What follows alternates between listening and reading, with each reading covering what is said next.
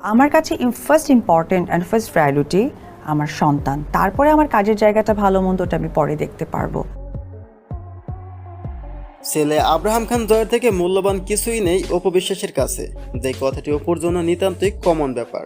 গতকাল রাতে আব্রাহাম খান জয়ের আবদারে ঘুরতে বের হন অপু বিশ্বাস, যেখানে লক্ষ্য করার দিক এটাই ছিল যে তিনি নিজেকে বোরকায় সাজিয়েছেন, অর্থাৎ শালীনতা বজায় রেখে বোরকা পরে ঘুরতে বের হয়েছিলেন অপু বিশ্বাস।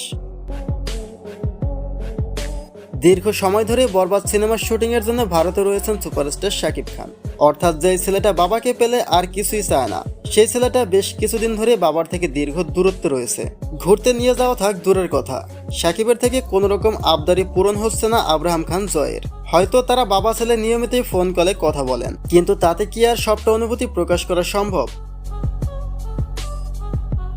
এদিকে গতকাল রাতে কয়েকজন বান্ধবীর সাথে আব্রাহাম খান জয়কে নিয়ে ঘুরতে বের হয়েছিলেন অপু বিশ্বাস, যারই একটা চিত্রে জয়কে ছোট্ট একটা গাড়িতে করে খেলা করতেও দেখা যায়। আর তা থেকে মনে করা হচ্ছে জয় যেহেতু ঘুরতে অনেক বেশি পছন্দ করে, তাই সকল ব্যস্ততাকে পিছনে রেখে ছেলেকে নিয়ে ঘুরতে বের হয়েছিলেন অপু বিশ্বাস। তবে সেখানে আবারও নিজের মধ্যে ভিন্নতা দেখিয়েছেন এই নায়িকা। এবার আর কোনো মডার্ন ড্রেসে নয়, বরং বোরকা হিসেবেই নিজেকে ঢেকে নিয়েছেন অপু বিশ্বাস। কিন্তু তার এমন লুকে প্রশংসার থেকে বাজে সমালোচনাটাই বেশি হচ্ছে।